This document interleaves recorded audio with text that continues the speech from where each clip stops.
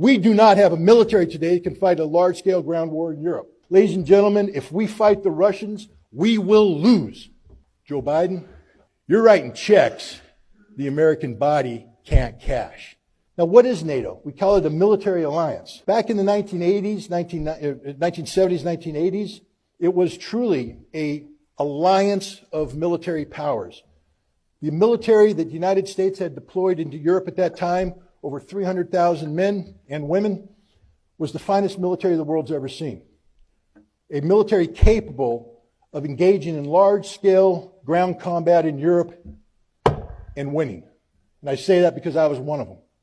And I'm telling you right now, if anybody thought they could beat us, they were wrong.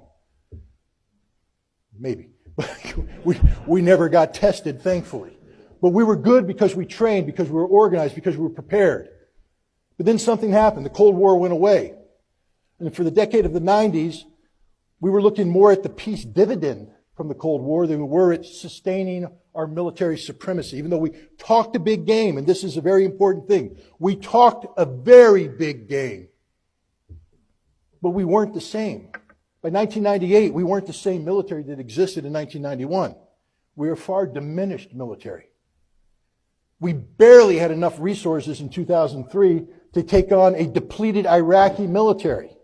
We almost ran out of logistics. A lot of people who study the invasion and occupation of Iraq will know that we had an operational pause before we moved on to Baghdad because we ran out of everything. And had the Iraqis been half as good as some people thought they were, we might not have won that war in the time frame that we thought. It was a very close run thing because we weren't that good anymore. And then another thing happened after 9/11. We started getting focused on low-intensity conflict. We're fighting wars in Afghanistan and Iraq, but not the kind of wars where you close with to destroy the enemy through firepower maneuver involving hundreds of thousands of troops, tens of thousands of tanks, thousands of aircraft.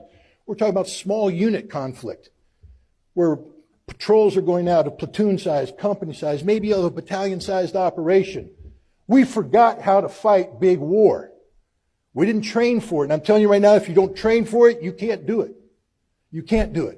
We do not have a military today that can fight a large-scale ground war in Europe. We do not have a military today that can fight a large-scale ground war in Europe. I'll say it one more time because this is important. We do not have a military today that can fight a large-scale ground war in Europe.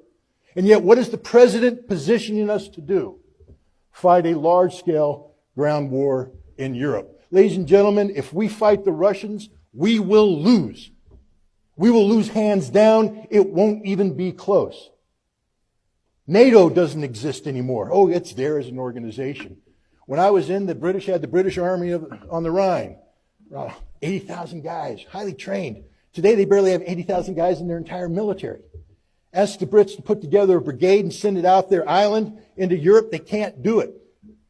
They can't do it. Ask the French. They can't do it. Ask the Germans. They can't do it. No one can do it. This is why Joseph Borrell, who is the head of foreign policy for the European Union, is freaking out right now because he recognizes the trajectory that Europe's on, which implies the potential for combat with Russia. And he says Europe cannot beat Russia in a war. That's an absolute statement of fact. The Russians today are organized to fight large-scale ground combat in Europe. And when I say organized to fight, that means organized to win. How do we know this? Well, we see it right now, ladies and gentlemen. You can talk about the Ukrainians all you want. I'll tell you this. Not only were they one of the largest militaries in Europe, they were one of the best equipped militaries in Europe, one of the best trained militaries in Europe, one of the most competent militaries in Europe. This is the Ukrainian army I'm talking about. The Ukrainian army was capable of defeating, hands down, any army in NATO besides the United States. Maybe the Turks. But everybody else, Ukrainians would wax them. They're that good. And yet Russia is crushing them.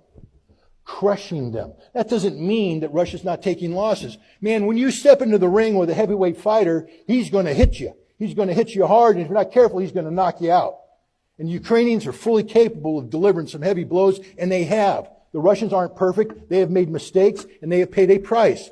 But the sign of a professional organization is your ability to adapt and overcome. And the Russians have adapted and they've overcome. Today, we have people saying the Russian army officers aren't that good, their army's not that good. The battalion commanders that the Russians have on the ground in Ukraine today are the finest battalion commanders the world has ever seen. These guys are doing miracles. America's battalion commanders would do well to study what these guys are doing. How you lead from the front, sustain combat operations for 100 days, and you get better, not worse. That's a sign of a professional. The Russians are winning, hands down, and they are going to win, hands down. There's nothing that can happen to stop this. Nothing. But there's a problem. We can make the cost for Russia very high. We make it so high that it actually becomes painful. And if we make it too high, then we have what we call a game-changing moment. And we're on the verge of reaching that. We're providing the Ukrainians with weapons that are not going to change the outcome of the war. They are not. But what it will do is kill Russians. And it will kill Russians in large numbers. And this will make it more difficult for Russia to win its victory in a reasonable time frame. It'll drag this conflict out. Now, Russia will win, but the price that will be paid by Russia will be very high, and the price paid by Ukraine will be even higher. If you care about the Ukrainian people, if you give a damn about humanity, then you'd want this war to be over today. Because all that's going to happen between now and the inevitable termination of this conflict is tens of thousands of Ukrainians are going to die. Ukrainian infrastructure will be destroyed. But that's not even the worst that can happen. The worst that can happen is when Russia decides that America has gone too far. You see, this is not a war that's being fought in Ukraine. It's a special military operation. And you should probably look into what that means. It means that Russia's carrying out pretty much a punitive police action to punish Ukraine for 8 years of violence inflicted on the Russian population of the Donbass.